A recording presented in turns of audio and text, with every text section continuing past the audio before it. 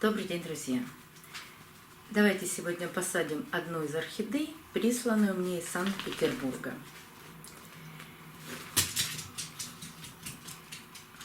Вот эту орхидею, которая пришла в посылке с открытыми корнями. В посылке было 3 орхидеи, 2 из них посажены, я недавно вам их показывала.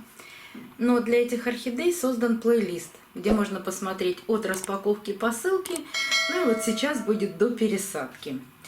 Ссылку на плейлист я оставлю в правом верхнем углу экрана и в описании под видео. Это единственная орхидея, которая была прислана с такими открытыми корнями. Я ее поставила в кашпо. И на протяжении всего этого времени только опрыскивала корни. Начали расти корни от старых корней, и она начала активно выпускать корни от шеи, но именно под тем листиком, который порван вот этим сухим цветоносом. Смотрите, 3 корня растет, 2 корня прямо из-под листа, а сам лист желтеет только лишь по той причине, что он порван вот этим цветоносом. Этот лист я сейчас уберу. Разрываю на 2 половинки.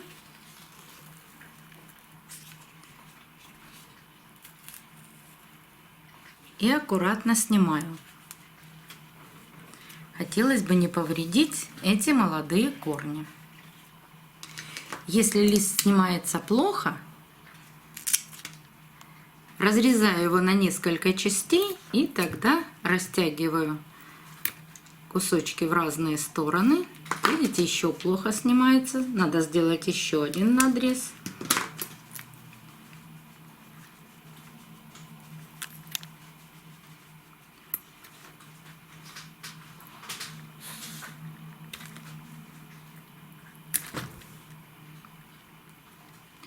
Здесь мешает цветонос.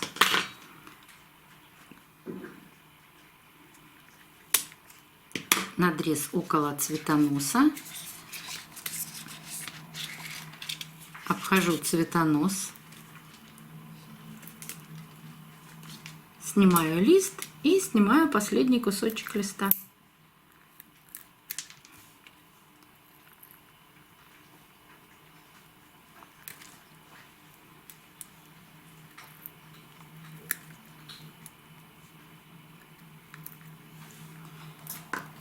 Все корни, правда, они растут вверх, мы освободили от этого листика. И сухой цветонос по возможности полностью отрезаю.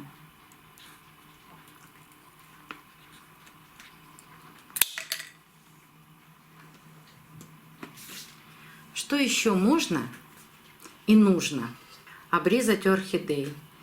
Вот такой корень. Даже вот с этим, казалось бы, неплохим корнем, я считаю, что нужно полностью отрезать. Он совсем гнилой и в посадке не нужен.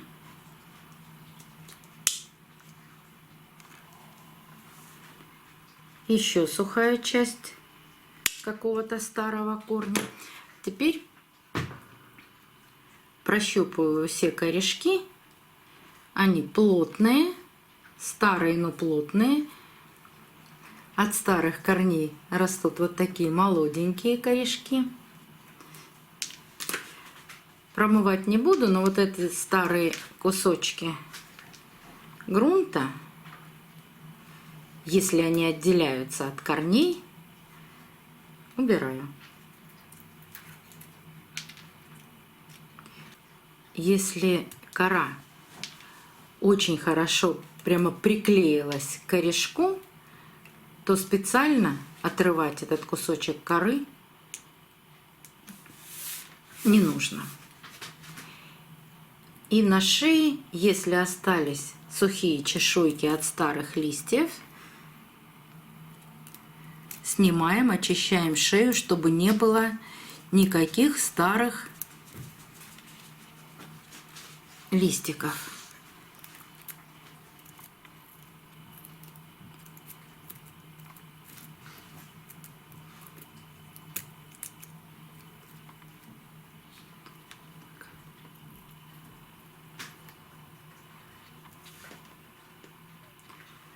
Вот такая орхидейка. Так, много намусорила. Какой же горшок выбрать для такой орхидеи? Горшок подбираем по размеру корней. Двойной горшок. Объем горшка 1,6 литров. Посмотрите, как прекрасно помещаются корни. Вот в такой горшочек я и посажу орхидею.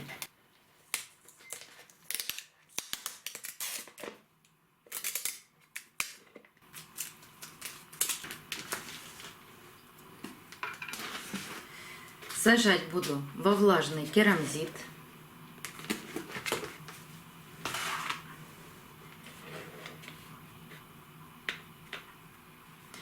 Ну, влажный, потому что я всегда перед посадкой или прямо перед посадкой промываю керамзит. Как я это делаю? Ссылку на то видео я оставлю в правом верхнем углу экрана. Или же он у меня стоит промытый несколько дней. В коробке не просыхает сильно.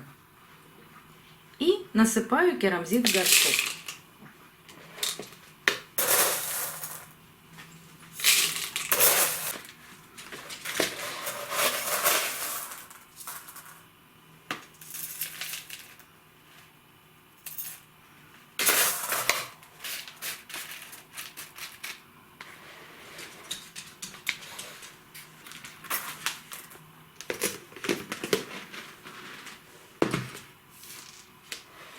Верхние корни я постаралась прикрыть керамзитом.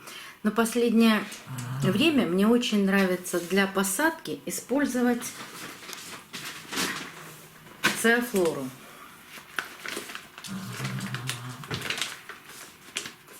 Вот такой грунт, в котором содержится... Ричи, давай ты не будешь баловаться.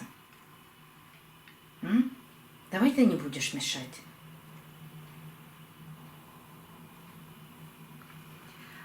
В котором содержатся азот, фосфор, калий и микроэлементы. Такой грунт помогает молодым корешкам